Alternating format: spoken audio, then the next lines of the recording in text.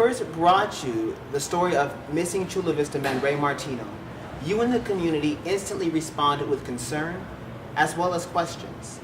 Well, today we invited Ray Martino's wife of some 36 years with us today to answer some of those questions and help us understand some of the events leading up into his disappearance, as well as once again to appeal to the community to keep their eyes open and reach out if you see him. So once again, now we would like to invite Ms. Deborah Martino to the stage. We appreciate you coming in today. So first we'd like to ask you the question, and how are you doing since his disappearance? It's been over a month now, so how are you doing? Well, we're coping pretty well because we keep really busy. We kind of compartmentalize everything. We spend so much time looking for him. Then, of course, there's the household to run, and then other things to take care of ourselves. So we kind of divide our day up now. Yes, I mean, that's a lot to take in emotionally. I mean, here you've been married some 36 years, and for him to now all of a sudden be gone. Tell us a little bit about how you and Ray met. Like, what was life like when you guys met, you know, when you got married? Tell us about it. Well, we met, it was really accidental because we met at a luncheon. I was doing a play at that time, and the makeup man was having a business luncheon with him. So we ended up at the same lunch. And so what led to the, you know, finally getting together and, you know, married?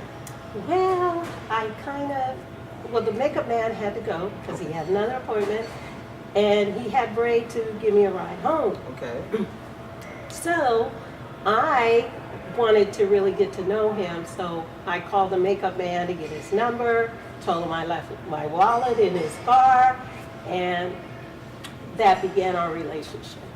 Now, they were some lookers back in the day when they first met, so here we got a photo for you to kind of take a look at what they look like back some 30 years ago. So you guys fell in love, and what happened then? We got married. I was booked for a show, but we fit it in. We got married November 27th, which was Thanksgiving Day at that time. And after that, we had 2 children together. Wow. So it seems like you had a beautiful marriage. You know, you had children that come along. What happened between that and now bring us to 2016, and now we don't know where he's at. You don't know where he's at. So can you bring us up to speed a little bit about that? You know, what's been going on with him the past couple of years? Well, he had back surgery in November, and after that he was put on some medication, which we think that kind of contributed to his mindset. Possibly, right. Because of the side effects. But, you know, of course, everybody who knew him, they loved him. He mentored a lot of people. You know, people just really loved Ray Martino. It's kind of like that saying, everybody loves Raymond. And of course, I'm the wife, right. Deborah. So we kind of sat in the background, and he shined. But it was tough after that surgery, because that meant that he was going to be bedridden. He couldn't, you know, he really couldn't sit. Right. He had to lay in the bed for long periods of time. He wasn't able to get out except for, doctor appointments. Later on, he was able to get out a little bit more, about 4 months after that. Right. And then he began walking, you know, his regular walks, like 2 times a day. So it seems like he's out of work, you know, injured his back. Now he's taking new medication. Now he's stuck in the house, whereas before he was very active and going out. And so how did that impact him? I mean, emotionally, you know, mentally, to the best of your knowledge. Yeah, I think he was depressed. You know, most people talk about the before the back surgery Ray and then Right. the after back surgery. You know, he really wanted to do more, but his back limited his movement and just sitting. He could only sit maybe 15 minutes, 30 minutes max. Wow. So he was in constant pain then, it sounds He like. was in constant pain, and he really didn't like the way that the medicine had the effect on him. Right. But pain management wise, he had to take it. So I actually had a chance to talk to Ray Martino also shortly before his disappearance. And, you know, again, always with a smile and always, you know, with positive thoughts. And so this is really heartbreaking for the community. It really is. I get texts and phone calls from people who really miss him, and they're in tears, you know, because, you know, they can't talk to him. Absolutely, absolutely. Now we're gonna backtrack a little bit because Ray, he wasn't from San Diego. He was from New York. Correct. So where did he grow up? Well, he grew up in Harlem, but it wasn't the Spanish Harlem. Oh, It was the other Harlem where, you know, Okay. you got the Harlem choir and all that. okay. And then after that, I think like 10 years later, they moved to the Bronx. Can you tell us a little bit about the days leading up into his disappearance? Well, he had like a doctor appointment that week. Okay. And we were able to get him to his therapy and all of that. He seemed to be quiet and a little, I'd say, distracted in thought. So, Can you elaborate on that? What do you mean? well, we would ask him something and his mind, it was like his mind was someplace else. He'd ask us to repeat what we said. And that Friday before, he wasn't he was extremely quiet. He didn't say anything hardly to us. And when that first happened, when he was quiet, you guys didn't think really much of it? No, because we had a special appointment the Right. next day, Right. and we had to be there like about 9 o'clock in the morning. Right. So we talked about lunch before we went to bed, and you know, we went to bed together at the same time. So that was pretty much it. And so nothing really in his conversation the day before, the night before his disappearance, that really gave you any indication that when you wake up the next morning, he wasn't going to be there. No, as a matter of fact, he had appointments that we had gone over that Wednesday that he was going to have like the following week. Very important appointments. So no, we didn't think anything. Wow, that is very strange. And so now bring us to the morning when you discovered that he was missing. What was that like? Well, I set my alarm for 6 o'clock in the morning. So the alarm went off. I looked over, and he wasn't in bed. Well, that's not something that's unusual. Right. Because he'd get up and make coffee and bring coffee to me. Oh, wow. So, I mean, so I didn't think anything, you know. I went in the living room.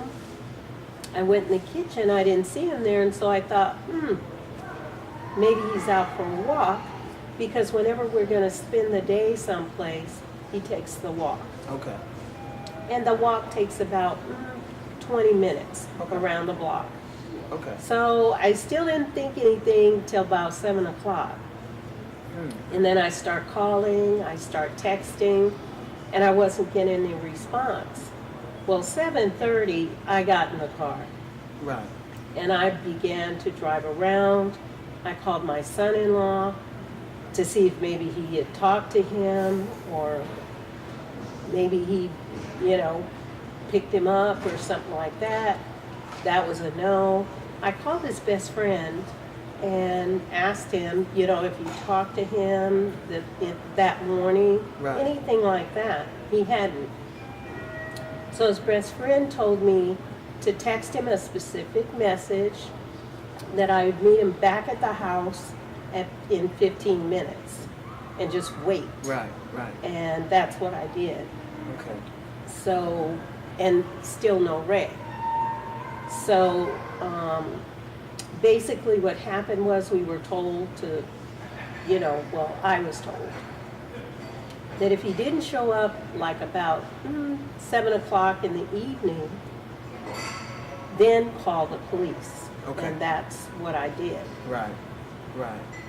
So what's going on in your mind as all this is transpiring? I mean, what are you thinking is happening to him? Or what do you suspect? Well, the time frame between the morning and the afternoon, like around 3, I thought, well, maybe he went back home, he went to bed, he turned his phone off, because I wasn't at home, I had to go to the appointment for us. Right. So we were thinking, well, he had a class at 12:30, so maybe he was resting up for that, and he would go to the class. When I got home, I thought too, because I saw his swimming trunks and towel hanging up, the trunks were wet, I thought, oh, he went to his therapy today. Right. Maybe he forgot or something. But it turned out my daughter had put that. Oh, because I was like, wow, okay. Yeah, there was some hope, and then, Right. Only to be dashed. Wow. So we called the police. They came, they took all the information. We called the phone company, the cell phone company, Right, right. to see if there was a way we could ping the phone. Unfortunately, we didn't get far. The police officer was very helpful. He said, call the phone company back. I want to hear what they have to say, why they can't ping the phone. Okay. So unless police are involved, kidnapping, some other means, something urgent, Right, okay. they would not do it. I'd have to get like a warrant or something like that. But the police officer wanted to hear what the phone company had to say, and again, they said they could not ping the phone. Well, what we didn't know is that we knew he had a tablet, but we didn't know where it was. Okay. The tablet is paired with the phone. And of course, we didn't find out until later on, like the next day, that we could have located him via that tablet because it was paired with it. But I tell people right now that there's an app that the phone company has that for families to have it on your phone prior. And then if somebody's lost, you can ping the phone yourself. Do you know what the app is called? I think it's called AT&T Family. Okay. And so what we did, we began to program the tablet that was paired with the phone to keep pinging it. And any results with that? And we didn't. We weren't able to. But what we were able to do was go online to our account. You can see your text messages, you can see your phone calls, you can see the data that you use. Anything from that revealed anything about his whereabouts? The only thing that we were able to see is that he had been on the internet, but we could not locate where he was. On the day that he disappeared or the day after? Or Actually, it was the day after we logged on. Okay. We were able to see that he was used the data, which means or somebody used the data. or somebody who has his phone. Okay. Yeah, that's important to know because Yeah, someone could have his phone. Yeah. The data was used from the phone. Correct. So at this point, I mean, obviously the circumstantial events surrounding his disappearance, it seemed like it could really go either way. It seemed like either he could have walked off, or it seemed like it could have also been something more, serious, like, him being, kidnapped or even worse yet. It just seems like it could go either way. Is that what you're kind of thinking as a family, or what are you guys' thoughts Yeah, here? it could be. But we were thinking, since he took his phone, he Okay. took his wallet, he took the keys, he locked the door, that, he went walking. Somebody could have picked him up, Right. we don't know. But the police didn't feel that that was the case, so we had to call them, every day to get them to respond. So finally, what they did was they checked your bank accounts. So they went to bank accounts and looking that way. They pinged the phone, but again, the phone was off. By then, yeah. And by that time, so it took them 4 days to do that when they technically could have done it the day of. Interesting. So, any information on bank accounts, any activity there, or nothing? No activity. The only thing that we did find out, my daughter called a week ago and tried to leave a message, because prior to that, his voicemail was full. And then suddenly we're able to leave a message. So that's like a revelation to us, but we still, don't Did you call know. the phone company about that? We did. And You need a warrant. so they still won't give from you the information. police, and they won't, Oh. as to how the phone was accessed to clear the voicemail, because the phone company cannot do that. That's your private. Right. So that's the only thing we have. We've had Interesting. rumors too, but once we begin to follow up on rumors, send the police over to talk to people, Right. all those proved to be hearsay. We couldn't really get to the root of where it started. So again, we're at a standstill. Right. What kind of rumors were you hearing surrounding this? Well, one rumor was that somebody saw him checking into a hotel Okay. and said that, he didn't want to be found. So that was one rumor. The other rumor, and then when we found out Okay. who said that, it turned out who told him was not even in San Diego when he disappeared. So that Hey. turned to be a dead end. Right. And then another one was, yes, he was found, but we found out that a person who said that was talking about somebody else, Ah. and it wasn't him. Mutual friends. Wow. Okay. So at this point right now, obviously there's still more questions than answers. What if Ray Martino is out there, and if he happens to be watching this, what would you like to say to him? Ray, we really want you to come home so that we can take care of you. We really miss you. Your granddaughter has been looking for you too, and all you have to do is come home and we'll be able to really help you. Thank you for that. And if anybody, if you, again, our viewers happen to see him or know of his whereabouts, please reach out to the show so that we can give this family some sort of comfort and some sort of closure on this. Right now, as it is, it's definitely still a missing persons case. Obviously, it could be, once again, it could be either way. It could be he's gone and he just wants to stay gone, or it could be something more serious that's happened, but there's just no leads to really indicate either or right now at this point. Because the reality is that someone else technically could have the phone. Correct. So, however, the local authorities are saying that it's still not enough evidence for them to follow the story like it's something else. Is that correct?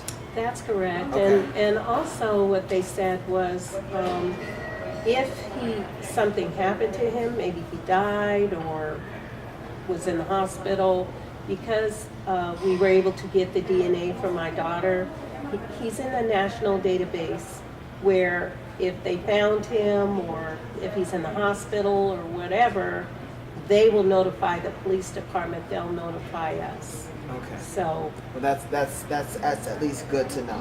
What have you and the family been doing to continue the search for Ray Martino? well, basically, we started with flyers, producing flyers, and we've had a lot of support, Good. including his coworkers who on their job routes are leaving flyers throughout San Diego County up to LA. Wow. We've also had people go over to Mexico and not only do it through Facebook, but also produce flyers and spread those there. And of course, the Border Patrol has that. His brother actually came in from New York Okay. and thought that he could rent a car and just drive around San Diego. And of course, we, let him know that wouldn't be, we would be taking flyers to different parts of the county Right. where he could see what we could do. And he also asked us, how do we get up every day? How do we even function during this time? Yes. Well, we function because we have the prayers and support of family, friends, and even strangers who find out informally that this is the situation. So we really appreciate that. We appreciate the GoFundMe support. That really helped us to get a private detective and some other things going. And of course, getting those flyers out and getting as much information as we can. And many people, many of the hotels, the gas stations, the restaurants, and I won't mention the coffee places, but a lot of the coffee places have a community board. They were very welcoming. Okay, good. So it seems like you're still very active in trying to locate him. And as far as the community is concerned, what help can our viewers provide for you in this regard? What would you like them to do? Well, what we'd like them to do is go ahead, if they can think of family or friends that on their Facebook page or whatever Twitter account, if they could spread the flyer Okay. and be on the lookout. The information on the flyer tells you to contact the Chula Vista Police Department and just have your eyes and ears open to look for him. Okay. Because their eyes and ears can see more than what we can. So tell us a little bit about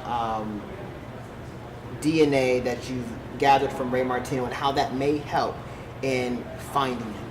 Well, actually, the DNA for the missing persons database, it has to be done from a child or a family member Okay. who's, like Ray's brother or somebody like that. Okay. So we took our daughter in and let her go ahead and do the DNA.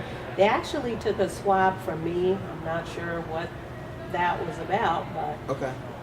they do that. And what happens is they send the DNA to the National Missing Persons database so that whether he's found in another state or, another city, they upload that and match it through the computer, his identity. We also did the dental records Okay. and the other medical information that they needed, so that if he's in the hospital, anything like that, they'll be able to, it'll be flagged, they'll be able to match his And update DNA. the family on the results, and if he's found dead or alive, that's still, it will be information that we'll give back to you. Exactly. They'll give us a call and we'll go and, at least they would give us a call so that we don't have to continue to call all the hospitals and all that. Right. Well, We don't have to do you're that a very anymore. strong woman, and we can see why Ray Martino fell in love with you. And you know, even after this, you're still fighting for him and proving your love to him. And we hope that even this interview will help your family get some closure and hopefully lead to leads that will actually help in solving this mystery, really. Yeah, it's really, I'm really not strong. It's the prayers and support, you know, and our own prayers and support that are really helping us. Yes. And of course, like I said, you know, we are hopeful. Yes. Because we haven't heard anything negative yet. Right. But we're really hopeful. We're really, you know, monitoring and just, you know, hoping we'll get another clue as to where he might be, any tips. Of course, they can contact your show, but we really want them to go ahead and call the telephone number on the flyer to the Chula Vista Police Department so that they can follow up on the lead, whatever it is. It's the dispatcher who will take that information. They'll get a police officer out to wherever he is. He is bilingual, so if somebody is in Mexico or if somebody cannot speak English and they see him, they can speak to him. You know, he's fine. You know, he just needs help. He's in a lot of pain. Okay. So we would like to encourage you to contact the Chula Vista Police Department if you know anything about the whereabouts of Ray Martino. If you see him or you think you saw him, once again, please contact the Chula Vista Police Department. We'd like to thank you, Ms. Martino, for coming on today and letting us know more about your side of the story as well as what led up to his disappearance. Hopefully, this will lead to some answers, and hopefully this will bring Ray Martino. Thank you. Thank you again for being so strong and for coming on today. Really appreciate having you. Thank you. Really appreciate it. So we want to thank you for tuning in today and joining us here with Deborah Martino. Once again, if you happen to come across the flyer on Facebook, please share it. Share this video. Let's spread the word. And we can definitely learn something from Ms. Martino, and that is hope. She's keeping hope alive, and we're inspired by that. And so we're going to keep hope alive too. And by means of your shares and by you keeping your eyes open, maybe we can bring Ray Martino home. And with that, this is Joseph Bonner, and you've been watching the Joseph Bonner Reports. Good night.